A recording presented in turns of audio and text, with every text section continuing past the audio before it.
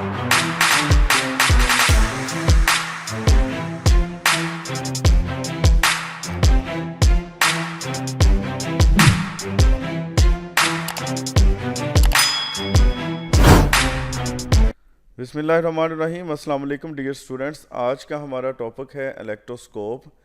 Electroscope जो है वो एक सेंसिटिव इंस्ट्रूमेंट है जिसकी मदद से किसी जिस्म के ऊपर चार्ज की मौजूदगी का पता लगाया जाता है।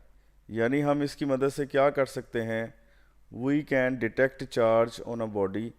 किसी जिस्म पर चार्ज की मौजूदगी का पता लगाया जा सकता है इलेक्ट्रोस्कोप की मदद से। और उसके बाद हम ये डिटेक्ट कर सकते हैं कि चार्ज अगर मौजूद है किसी जिस्म के ऊपर तो उसकी टाइप कौन सी है, यानी कि हम चार्ज की नोयत का भी पता लगा सकते हैं इलेक्ट्रोस्कोप की मदद से। इसके अलावा हम इलेक्ट्रोस्कोप की मदद से ये आइडेंटिफाई कर सकते हैं कि कोई मटेरियल कंडक्टर है या इंसुलेटर है। यानी कि अगर आपके पास कोई मटेरियल है तो हमें ये मालूम करना हो कि वो मटेरियल कंडक्टर है या इंसुलेटर है, तो उसके लिए भी हम इलेक्ट्रोस्कोप इस्तेमाल करते हैं। तो अब हम इलेक्ट्रोस्कोप की स्ट्रक्चर को समझेंगे कि इलेक्ट्रोस्कोप के अंदर कौन कौन सी चीज़ें होती हैं। पहले तो सबसे पहले जो है वो इलेक्ट्रोस्कोप जो है वो एक ग्लास जार पर मुश्तमिल होती है। शीशे का एक बर्तन है और इसमें एक एलुमिनियम फॉयल हम नीचे इस जार के साथ लगाते हैं। इसका मकसद ये है कि इलेक्ट्रोस्कोप को एक्सटर्नल चार्ज डिस्टर्बेंस से बचाया जा सके। इसके बाद इसके मुंह पे जो है वो एक इंसुलेटर लगाया जाता है और एक ब्रास रॉड होती है जो इस इंसुलेटर में से गुजारी जाती है, और इस रॉड के एक सिरे पे जो है वो ब्रास डिस्क होती है, पीतल की बनी हुई डिस्क और पीतल की बनी हुई रॉड, और उसके दूसरे सिरे पे जो है वो सोने के वर्क होते हैं, यानी कि गोल्ड लीव्स, सोने के वर्क होते हैं इसके अंदर। तो ये है इलेक्ट्रोस्कोप की स्ट्रक्चर। अब इलेक्ट्रोस्कोप के नीचे वाला जो पोर्शन है जिसमें एलुमिनियम फॉयल हमने लगाई है उसको हमने अर्थ कर देना है किसी कॉपर वायर के साथ। उसे अटैच करके हम उसको ज़मीन में दबा देंगे। इसको हम कहते हैं, इस प्रोसेस को हम कहते हैं अर्थ करना। ठीक है, अब ये जो फॉयल है ये क्या बन जाएगी, दिस इज़ अर्थड एलुमिनियम फॉयल। यानी कि ये एलुमिनियम फॉयल जो है वो अर्थ हो चुकी है। जितना भी यहाँ पे एक्सटर्नल चार्ज होगा, यानी कि बाज़ कात एयर फ्रिक्शन की वजह से ग्लास जार की जो बॉडी है उसके ऊपर चार्ज आ जाता है, उस एक्सटर्नल चार्ज को ये अर्थ एलुमिनियम फॉयल ज़मीन की जानब मुंतकिल कर देती है। इस तरह एक्सटर्नल चार्ज डिस्टर्बेंस से बचा जा सकता है। यानी कि ये जो अरेंजमेंट है वो हमें एक्सटर्नल चार्ज डिस्टर्बेंसेस की वजह से पैदा होने वाले जो गोल्ड लीव्स के ऊपर इफ़ेक्ट हैं उनसे बचाती है, ताकि हम अपना एक्सपेरिमेंट जो है वो अच्छे तरीके से परफॉर्म कर सकें। तो इस इलेक्ट्रोस्कोप को अर्थ करना ज़रूरी होता है। उसके बाद जो पहला काम हम इसकी मदद से कर सकते हैं वो है चार्ज की मौजूदगी का पता लगाना, detecting the presence of charge. कि इलेक्ट्रोस्कोप पर चार्ज की मौजूदगी का कैसे पता लगाया जाता है। इसके लिए आप एक बॉडी को जिसके ऊपर चार्ज की मौजूदगी का पता लगाना मकसूद हो उसे इलेक्ट्रोस्कोप की डिस्क के करीब लाएं। अगर ये जो गोल्ड लीव्स हैं इनमें डाइवर्जेंस पैदा हो, यानी कि ये फैल जाएं या इनमें फैलाव पैदा हो, तो इसका मतलब ये जो बॉडी हम इसके पास लाए हैं ये चार्ज्ड है, यानी इसके ऊपर कोई ना कोई चार्ज मौजूद है। ठीक है, और अगर इसकी डाइवर्जेंस में कोई फ़र्क ना पड़े, इसकी डाइवर्जेंस वैसी की वैसी रहे, या हम ये कह सकते हैं कि सोने के उराक में फैलाव आए ही ना, तो फिर हम कहेंगे कि ये जो बॉडी है दैट इज़ अनचार्ज्ड। अगर डाइवर्जेंस होती है तो ये चार्ज्ड बॉडी है, और अगर डाइवर्जेंस नहीं होती यानी फैलाव नहीं होता, ये सोने के वर्क अपनी ही पहले वाली पोजीशन पे रहते हैं, तो फिर इस पे कोई चार्ज मौजूद नहीं है। अब हम सपोज करते हैं कि हमारे पास एक नेगेटिव चार्ज्ड रॉड है जो हम इस इलेक्ट्रोस्कोप के करीब लाए हैं। जैसे ही इस इलेक्ट्रोस्कोप की डिस्क के करीब ये नेगेटिव चार्ज रॉड आएगी, फ़ौरन क्या होगा, इलेक्ट्रोस्टैटिक इंडक्शन का जो फिनोमिना है वो फ़ौरन काम करेगा, और इस न्यूट्रल इलेक्ट्रोस्कोप के जितने भी पॉजिटिव पार्टिकल्स हैं वो डिस्क की जानिब मूव करेंगे, और जितने भी नेगेटिव पार्टिकल्स हैं वो गोल्ड लीव्स की तरफ मूव करेंगे। तो इस तरह होगा क्या कि डिस्क के ऊपर जो है वो पॉजिटिव चार्ज अपीयर हो जाएगा, और इन गोल्ड लीव्स के ऊपर नेगेटिव चार्ज अपीयर होगा ड्यू टू इलेक्ट्रोस्टैटिक इंडक्शन। तो इस तरह अगर कोई भी बॉडी जिसके ऊपर हमें चार्ज का नहीं पता कि चार्ज मौजूद है या नहीं है, तो उसके लिए हमने ये बात की थी कि अगर गोल्ड लीव्स डाइवर्जेंस शो करते हैं तो वो बॉडी चार्ज्ड होगी, अगर वो डाइवर्ज नहीं करते तो वो चार्ज नहीं होगी। तो इसकी रीज़न यहाँ से हमें पता चलती है कि ऐसा क्यों होता है। इस वजह से कि इलेक्ट्रोस्टैटिक इंडक्शन की वजह से अगर कोई चार्ज्ड बॉडी आती है तो चार्ज अगर जो भी है, फॉर एग्जांपल नेगेटिव चार्ज है, तो उसके ऑपोजिट अट्रैक्शन की वजह से पार्टिकल्स डिस्क के करीब आ जाएंगे, और जो सिमिलर पार्टिकल्स हैं वो रिपल्शन की वजह से गोल्ड लीफ की जानब चले जाएंगे। अब दोनों जो गोल्ड लीव्स हैं इनके ऊपर सेम चार्ज है। जब दोनों के ऊपर सेम चार्ज है तो इसका मतलब they will repel each other, वो एक दूसरे को रिपेल करेंगे। जब वो रिपेल करेंगे तो उनमें डाइवर्जेंस आ जाएगी, यानी फैलाव पैदा होगा, क्योंकि वो इसके साथ अटैच हैं तो वो बाकी साइड पे तो जा नहीं सकते, इसलिए वो डाइवर्ज हो जाएंगे। इसके लिए आप अपनी दो उंगलियों को जो है वो एक दूसरे के करीब रखें।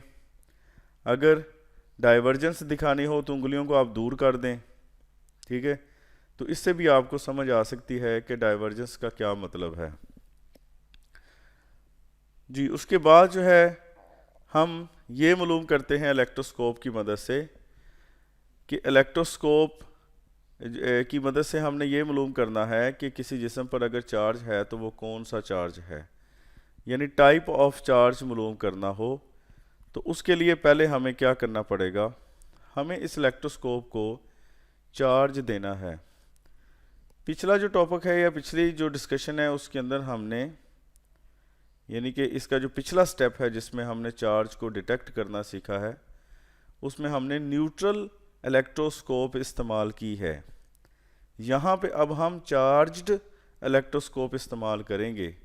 तो उसके लिए पहले हमें इस इलेक्ट्रोस्कोप को चार्ज देना है, यानी कि अभी ये न्यूट्रल है, इसके ऊपर चार्ज प्रोवाइड करना है, इसको चार्ज मुहैया करना है। जब आपने चार्ज मुहैया करना है तो आपको इलेक्ट्रोस्टैटिक इंडक्शन के फिनोमिना का सहारा लेना पड़ेगा, और उसके लिए हम क्या करेंगे कि एक नेगेटिव चार्ज बॉडी इस डिस्क के पास लाते हैं। क्यों? क्योंकि हम चाहते हैं कि ये जो इलेक्ट्रोस्कोप है वो पॉजिटिवली चार्ज्ड हो जाए।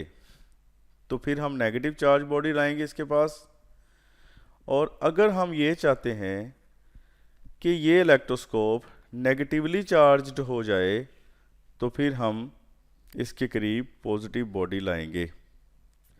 जैसे ये नेगेटिव चार्ज बॉडीज़ के पास लाते हैं, फ़ौरन क्या होता है कि इस इलेक्ट्रोस्कोप की डिस्क के ऊपर पॉजिटिव चार्ज अपीयर हो जाता है, और जो गोल्ड लीव्स हैं उसके ऊपर नेगेटिव चार्ज अपीयर हो जाता है। बिल्कुल पिछले स्टेप के जैसा फिनोमिना है कि इलेक्ट्रोस्टैटिक इंडक्शन की वजह से फोर्स ऑफ अट्रैक्शन जो पार्टिकल्स रखते हैं वो डिस्क पर आ जाएंगे, और जो जो फोर्स ऑफ रिपल्शन रखते हैं वो सोने के उराक पे चले जाएंगे, गोल्ड लीव्स पर चले जाएंगे, जिसकी वजह से गोल्ड लीव्स पर डाइवर्जेंस आ जाएगी। अब यहाँ जो पैदा होने वाली डाइवर्जेंस है वो इस बात पे डिपेंड करती है कि what is the amount of charge on the leaves के ऊपर चार्ज की अमाउंट क्या है। ये बहुत ही इंपॉर्टेंट पॉइंट है, क्योंकि जब चार्ज की अमाउंट लीव्स पर बढ़ेगी तो डाइवर्जेंस भी बढ़ जाएगी, और अगर अमाउंट ऑफ चार्ज लीव्स के ऊपर कम होगी तो डाइवर्जेंस भी कम होगी,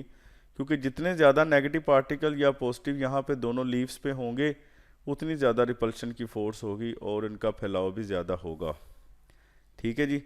अब हमने इलेक्ट्रोस्कोप को जो है वो पॉजिटिवली चार्ज करना है, तो उसके लिए हम क्या करेंगे कि इसकी डिस्क को जो है वो कॉपर वायर की मदद से अर्थ कर देंगे। ठीक है, कॉपर वायर को हमने अर्थ कर देना है, यानी कि इस डिस्क को कॉपर वायर की मदद से जोड़ के जो है वो एल्युमिनियम अर्थ फॉयल के साथ जोड़ देना है, जिसकी वजह से क्या होगा कि लीव्स पर जाने वाले जो तमाम नेगेटिव चार्जेस हैं वो इस अर्थ वायर की वजह से वो ज़मीन को मुंतकिल हो जाएंगे, यानी कि वो ग्राउंड की तरफ चले जाएंगे। ठीक है, और यहाँ पे जो है वो सिर्फ पॉजिटिव चार्ज बाकी रह जाएगा। अब पहले आप जो है ये जो कॉपर अर्थ वायर है इसको हटाएं। ठीक है, उसके बाद आप ये चार्ज जो बॉडी जो है इसको आप साइड पे ले जाएं। फिर क्या होगा कि इस इलेक्ट्रोस्कोप के ऊपर जो है वो ये जो पॉजिटिव चार्ज है वो यूनिफॉर्मली डिस्ट्रीब्यूट हो जाएगा। क्या होगा, ये पॉजिटिव चार्ज यूनिफॉर्मली डिस्ट्रीब्यूट हो जाएगा, और इस तरह ये होल इलेक्ट्रोस्कोप जो है दैट बिकम्स पॉजिटिवली चार्ज्ड। ये पूरी की पूरी जो इलेक्ट्रोस्कोप है वो पॉजिटिवली चार्ज्ड बन जाएगी। ठीक है, इसी तरह अगर आप इसको नेगेटिवली चार्ज करना चाहते हैं तो यही तरीका हम इस्तेमाल करेंगे, लेकिन अब इसके पास जो है हम पॉजिटिव चार्ज वाली जो रॉड है वो लेके आएंगे। ठीक है, यही सारा प्रोसेस करेंगे। लो जी, अब ये इलेक्ट्रोस्कोप जो है वो पॉजिटिवली चार्ज्ड हो गई है।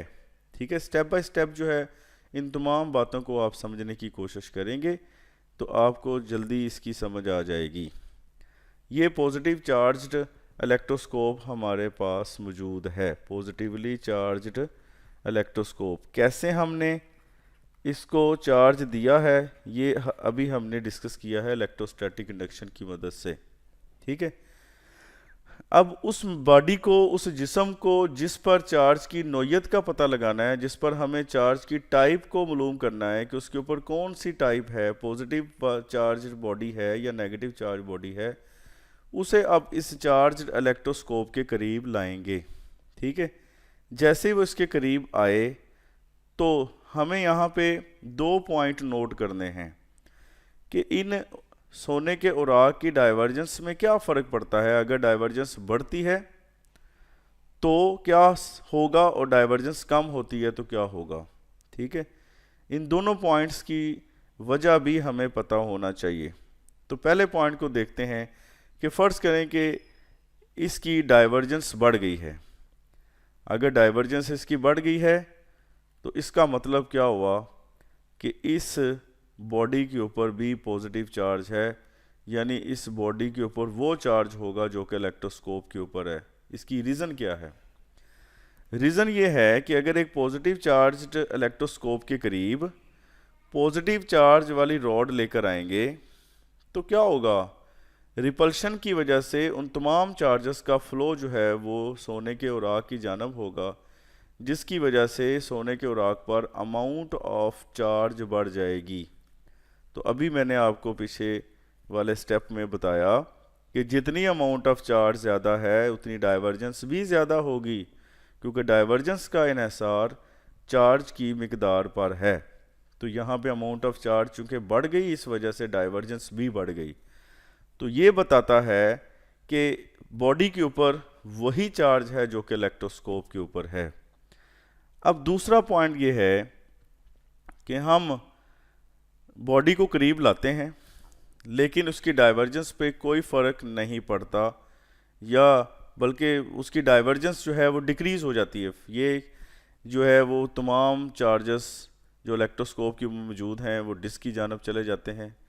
डाइवर्जेंस जो है उसकी पहले से कम हो जाती है, डिक्रीज़ हो जाती है। जब डाइवर्जेंस कम होती है तो इसका मतलब क्या हुआ कि इस बॉडी के ऊपर नेगेटिव चार्ज है। क्यों? क्योंकि हमारे पास पहले से ही पॉजिटिवली चार्ज्ड इलेक्ट्रोस्कोप थी, तो उसके पॉजिटिव चार्जेस इस नेगेटिव बॉडी के साथ अट्रैक्शन की वजह से डिस्क की जानब मूव करते हैं, और इस तरह जो सोने के औराक हैं वहाँ पे चार्ज की अमाउंट कम हो जाती है। ठीक है, लेस चार्ज होते हैं वहाँ पे, कम चार्ज हैं, यानी कि चार्ज की मिकदार कम होने से उसकी डाइवर्जेंस भी डिक्रीज़ हो जाती है। तो अगर फैलाव कम हो जाए, अगर फैलाव कम हो जाए तो इसका मतलब है कि जो बॉडी हम इसके पास लेकर आए हैं उसके ऊपर इलेक्ट्रोस्कोप के ऑपोजिटली चार्ज्ड है। यानी कि इलेक्ट्रोस्कोप अगर पॉजिटिव चार्ज है तो इस बॉडी के ऊपर नेगेटिव चार्ज होगा। ठीक है, यानी ऑपोजिट चार्ज इसके ऊपर मौजूद होगा।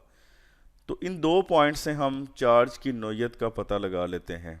ठीक है, अब जो लास्ट स्टेप है जो हमें इलेक्ट्रोस्कोप इस्तेमाल करके जो हमें फ़ायदा मिलता है, उसका जो लास्ट स्टेप है वो ये है कि हम ये मालूम कर सकें कि कोई जिस्म कंडक्टर है या इंसुलेटर है।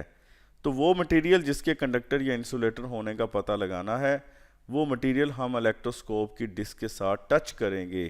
ठीक है, उसके साथ टच करेंगे, करीब नहीं रखना। पिछले वाले जो दो स्टेप हैं जिसमें हमने चार्ज को डिटेक्ट किया और उसके बाद हमने ये मालूम किया कि चार्ज की टाइप कौन सी है, उसमें हमने टच नहीं करना, करीब रखना है। इस पॉइंट के अंदर हमने इसको टच करना है। अब टच करने पर अगर डाइवर्जेंस कम हो जाती है या डाइवर्जेंस ख़त्म हो जाती है, ठीक है, तो उससे क्या होगा कि ये वाला जो जिस्म है वो कंडक्टर कहलाएगा, और अगर डाइवर्जेंस पे कोई फ़र्क नहीं पड़ता तो ये इंसुलेटर होगा। अब देखें, इसको हमने टच किया, टच करने पे क्या हुआ कि डाइवर्जेंस इसकी ख़त्म हो गई। यहाँ पे देखें, इसकी डाइवर्जेंस ख़त्म हो गई। तो इसका मतलब ये जो बॉडी है वो कंडक्टर है। ये बॉडी कौन सी है? कंडक्टर है। ठीक है, और अगर इसके करीब हम उस मटेरियल को लेकर आएँ और इसकी डाइवर्जेंस पे कोई फ़र्क ना पड़े, ठीक है, तो ये जो मटेरियल होगा ये इंसुलेटर कहलाएगा। वजह क्या है इसकी कि कंडक्टर जो है that allows the flow of charge, charge के फ्लो को इजाज़त देता है, यानी कि वो चार्ज उसके अंदर से फ्लो कर सकता है। लेकिन इंसुलेटर में चार्ज फ्लो नहीं करता। तो टच करने पर अगर जिस्म कंडक्टर है तो कंडक्टर की वजह से क्या होगा कि इलेक्ट्रोस्कोप का तमाम चार्ज जो है, फॉर एग्जांपल ये पॉजिटिव जो है, वो तमाम का तमाम इस कंडक्टर के अंदर फ्लो करेगा और उसकी डाइवर्जेंस ख़त्म हो जाएगी। ठीक है, और अगर जिस्म इंसुलेटर है तो there will be no flow of charge, यानी कि चार्ज का कोई फ्लो नहीं होगा, और जिस्म जो है वो इंसुलेटर को डिफ़ाइन करेगा क्योंकि अब इसमें चार्ज फ्लो नहीं कर रहा। तो स्टूडेंट्स, आज के लेक्चर में हम इलेक्ट्रोस्कोप के बारे में जान रहे हैं कि इलेक्ट्रोस्कोप होती क्या है, उसे हम यूज़ कहाँ कहाँ करते हैं, फ़ायदा क्या लेते हैं। ठीक है, और इसमें मेन चीज़ ये है कि हमें इलेक्ट्रोस्कोप को जब इस्तेमाल करना है तो न्यूट्रल किस पॉइंट के अंदर हम उसको न्यूट्रल रखते हैं, और कौन से दो पॉइंट्स हैं जिसमें हमें उसे चार्ज्ड करना पड़ता है। ठीक है, और फिर एक अहम पॉइंट ये है कि हम उसको चार्ज करते कैसे हैं। तो ये चंद पॉइंट्स हैं जिनके आंसर का आपको पता होना चाहिए। ये शॉर्ट आंसर भी आप दे सकते हैं इसके बारे में, और डिटेल एक्सप्लेनेशन भी कर सकते हैं। उम्मीद है कि आपको आज का लेक्चर समझ आया होगा, और अगर आपको समझ आया है तो प्लीज़ लाइक कर दीजिए और कमेंट्स में अपने ख़यालात का इजहार ज़रूर कीजिए, और अगर आपको कोई क्वेश्चन पूछना है तो तब भी आप आसानी से जो है वो कोई क्वेश्चन पूछ सकते हैं। इजाज़त दीजिए, अल्लाह हाफिज़।